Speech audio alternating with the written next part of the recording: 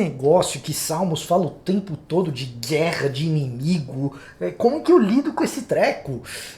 Olá, eu sou o Victor Fontana, esse aqui é o meu canal e eu vou te ajudar a lidar com esse treco. Ele pode ser um pouco seu também, não esse treco, o meu canal. Se você se inscrever e se você acompanhar os vídeos que tem aqui todos os dias sobre Bíblia, sobre teologia, hoje a gente continua com a Bíblia 365, tratando de espiritualidade, e a Bíblia 365 ela sugere textos para sua leitura diária, e para a leitura de hoje ela sugeriu o Salmo de número 60. Como a gente está lendo desde o começo do ano vários textos bíblicos que essa Bíblia sugere, você já passou por uma série de salmos junto comigo, vários. E vários deles trouxeram esse tema dessa coisa do inimigo, da batalha, de esmagar o inimigo, de passar por ele, etc. E como que a gente lida com esse treco? Porque não parece muito bem aquilo que Jesus fala. E aí fica esse negócio, não, porque o Deus do Antigo Testamento era um, do Novo Testamento é outro, quando na verdade não é nada disso. É o mesmo Deus, tá? Então a gente vai falar disso, a gente vai ler o texto, vamos falar disso, vamos resolver, ou pelo menos tentar resolver uma parte desse pedaço da história de uma vez por todas. Se não resolver tudo, pelo menos uma parte eu tenho certeza que vai ficar claro para você a partir de hoje. Uma parte a partir, olha só que cacofonia terrível, desculpa por falar dessa forma, mas é assim que vai sendo, tá? Você não liga. Se você gostar da ideia de ter uma Bíblia que te auxilia a ler todos os dias, e lendo todos os dias tudo que a Bíblia 365 propõe para cada um dos dias, em um ano, e por isso 365, em um ano você lê a Bíblia inteira, então é mó legal. Se você gostou da proposta, tem um link aqui na descrição para você adquirir a tal da Bíblia 365. Precisa? Não precisa, mas se você gostar, compra, ué. Me ajuda, vem uma comissãozinha para mim.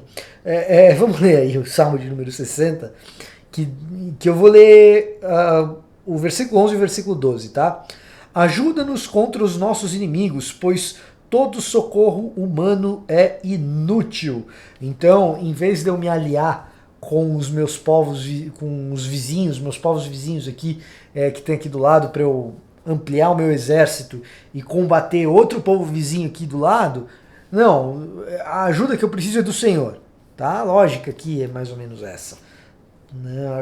Ajuda-nos contra os nossos inimigos, pois todo socorro humano é inútil.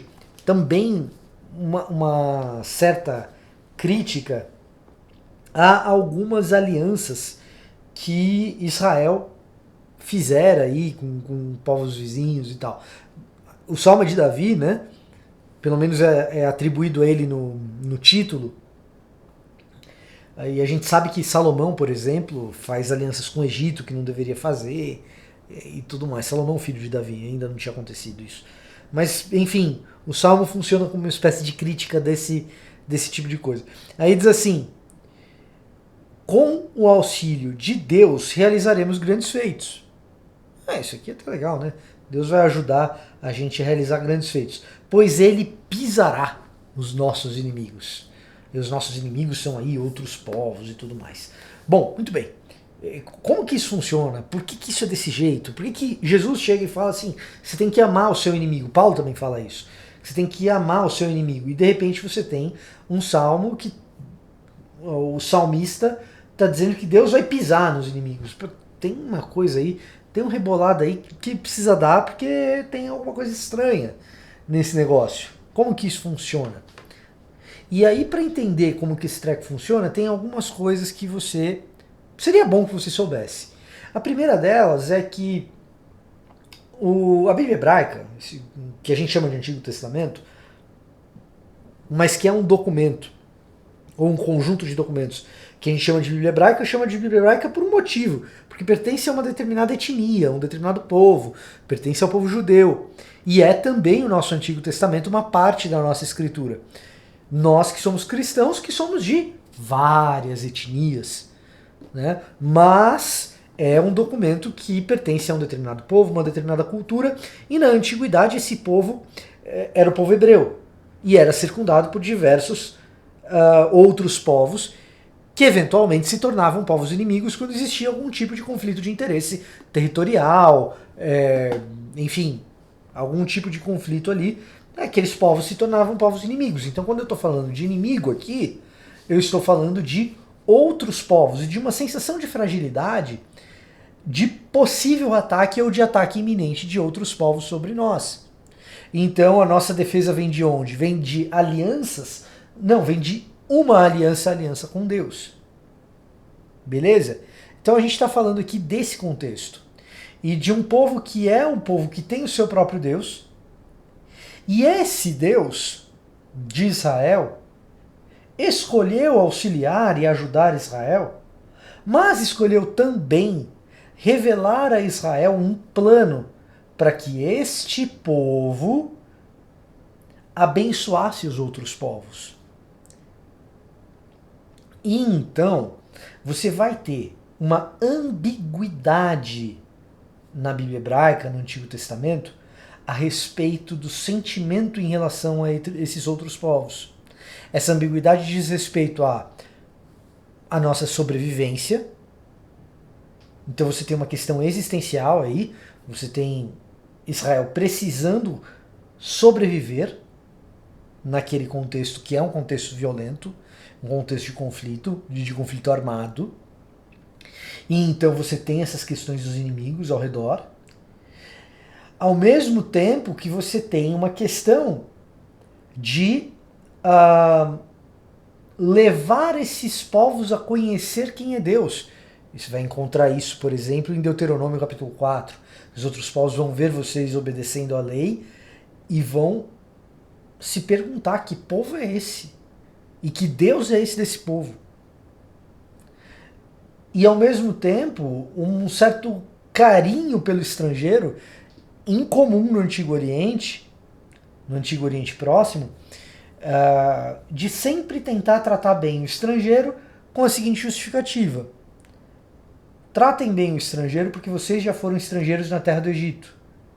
Não é legal ser escravizado e tal. Então a relação de Israel com os outros povos ela é um tanto ambígua por causa dessa questão de sobrevivência existencial aí. Mas ao mesmo tempo de um plano para abençoar os outros povos. Com a chegada de Jesus, esse plano para abençoar os outros povos chega ao seu clímax e é cumprido. Claro, evidente, existem os israelitas que não acreditam que Jesus era o Messias. Mas para nós cristãos que acreditamos, o que acontece? Se tem uma mudança de paradigma aí, aquele plano para abençoar todos os povos, que a gente vê em Gênesis 12, de 1 a 13, né?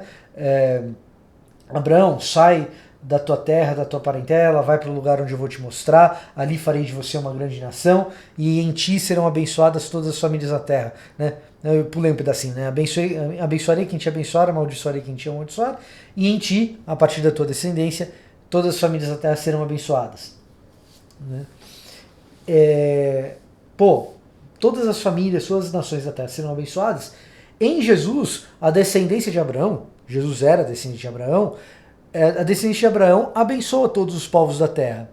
A partir desse momento em que a descendência de Abraão consegue abençoar todos os povos da terra, você já não tem mais um povo de Deus em inimizade com as outras nações, mas você tem um novo povo de Deus constituído daquele remanescente fiel israelita que entende Jesus como Messias, agregado a esses novos povos que são convidados a fazer parte da mesma família. Somos uma mesma família. Não faz mais sentido falar em inimigos como um povo. Essa nova família tem gente de todas as etnias.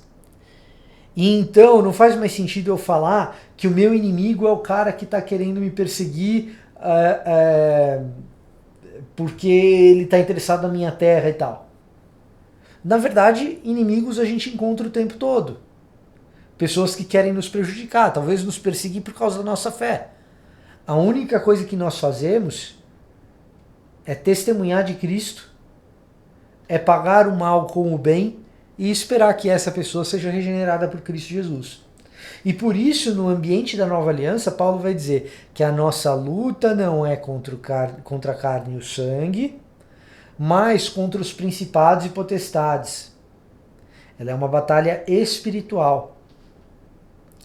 E então, tudo que a gente lê da espiritualidade do Antigo Testamento, que diz respeito a uma batalha contra inimigos, a gente deve saber que, à luz da nova aliança, a gente não tem esses inimigos que são pessoas contra nós.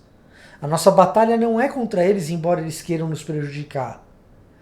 A nossa batalha é contra as ideias deles, os princípios deles, contra todo o malefício espiritual que eles possam provocar na maioria das pessoas, ou em muitas pessoas. Então a nossa batalha muda. E por isso, quando a gente tem inimigos que são pessoas, a gente deve amá-los. Tem que amar o inimigo. E deve desejar que ele passe por uma reformulação de mente. Porque quando ele passa por uma reformulação de mente a partir da realidade do Evangelho, ele se transforma. E ele deixa de ser um inimigo. Porque, na verdade, a inimizade não é aquela pessoa, mas é o conjunto de valores e princípios que estão ali, que precisam ser transformados pelo Evangelho. São os pecados que estão ali, que precisam ser remidos pelo sangue de Jesus. É a transformação de vida, a regeneração e a busca por santidade que precisa acontecer naquele lugar ali. Então, o que eu gostaria que nós refletíssemos hoje é: quem está te atrapalhando na tua vida? Você já orou por ele? Toda vez que aparecer um salmo desse, você já orou pelos seus inimigos? Toda vez que aparecer um salmo desse, quais são as ideias dos meus inimigos que provocam tantos problemas assim? Porque elas são, essas ideias, as verdadeiras inimigas. Esse era o meu recado para hoje. Se você gostou desse conteúdo, deixe o seu like, compartilhe com alguém, reflita, ore e, se você quiser, leia a Bíblia 365, cujo link para aquisição está aqui na descrição. Eu vou ficando por aqui. Até a próxima.